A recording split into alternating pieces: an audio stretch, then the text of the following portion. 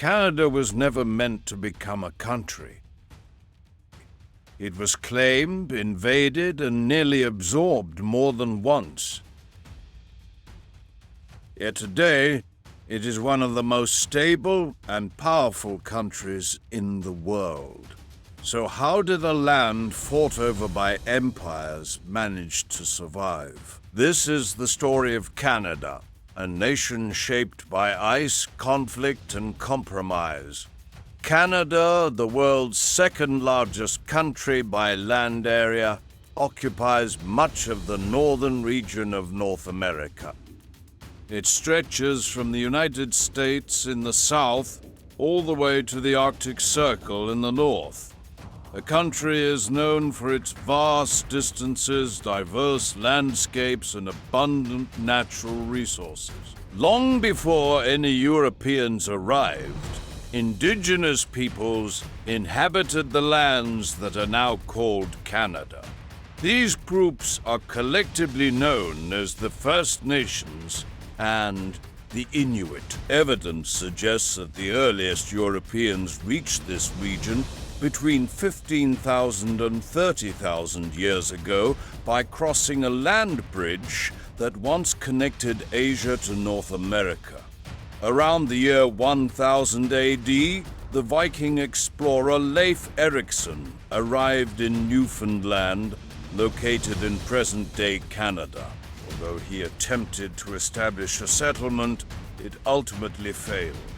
Several centuries later, during the early 16th century, European explorers began navigating Canada's eastern coastline. One of the earliest was John Cabot from England. Between 1534 and 1542, French explorer Jacques Cartier undertook 3 voyages across the Atlantic Ocean, claiming the territory in the name of King Francis I of France. During his travels, Cartier encountered 2 indigenous guides who used the Iroquoian word Kanata, meaning village. By the mid-1500s, the name Canada started appearing on European maps. Over time, different regions of Canada were colonized by France and Great Britain.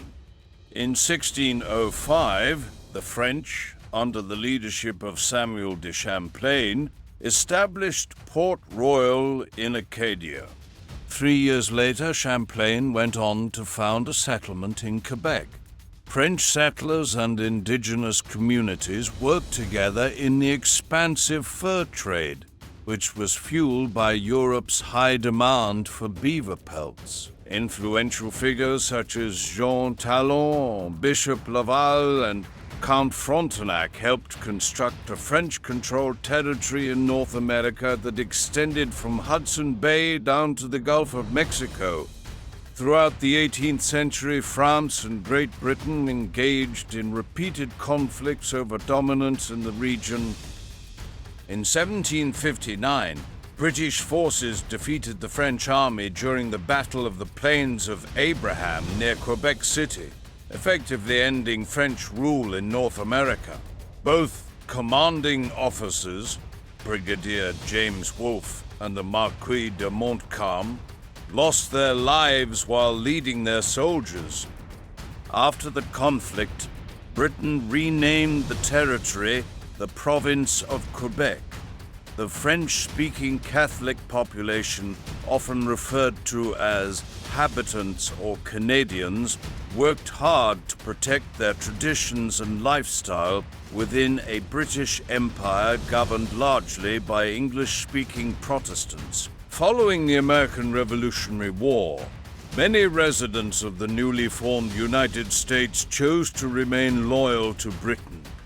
As a result, thousands migrated north and settled in regions such as Nova Scotia, New Brunswick, Quebec, and Ontario. During the War of 1812, the United States launched an attempt to seize Canada but was unsuccessful. In 1867, the province of Canada united with New Brunswick and Nova Scotia through confederation. creating a self-governing nation known as Canada. Canadian troops participated in World War I as part of the British Empire. The country suffered heavy losses, with more casualties than in any other conflict. Canada gained international recognition after its forces captured Vimy Ridge from German troops in France in 1917. By the conclusion of the war, women were granted the right to vote, in part due to their vital contributions to wartime production while men fought overseas. In 1931, Canada achieved complete independence, gaining complete control over its domestic and foreign affairs. That same year, the British Parliament passed the Statute of Westminster, formally recognizing Canada as an equal partner alongside the United Kingdom and other Commonwealth nations. This legislation marked a major milestone, granting Canada near total legislative independence from Britain. During World War II, Canada's economy expanded rapidly as factories produced military supplies for Canada, Britain, China, and the Soviet Union. Despite experiencing another conscription crisis in Quebec in 1944, the country emerged from the war with a powerful military and a strong economic foundation. In the 1960s, Quebec underwent the Quiet Revolution, a period of rapid social and economic change that reduced the influence of the Roman Catholic Church and modernized the province. Around the same time, Canada adopted the maple leaf as its national flag, though the decision sparked debate and opposition among many English-speaking Canadians.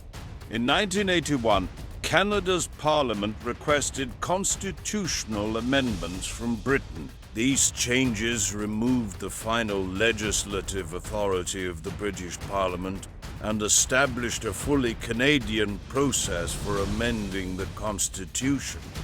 Today, Canada's capital city is Ottawa, while its largest metropolitan areas include Toronto, Montreal, and Vancouver. Although the country has an immense landmass dominated by forests and tundra, its population is relatively small. As a result, more than 80% of Canadians live in urban centers, many of which are located close to the southern border.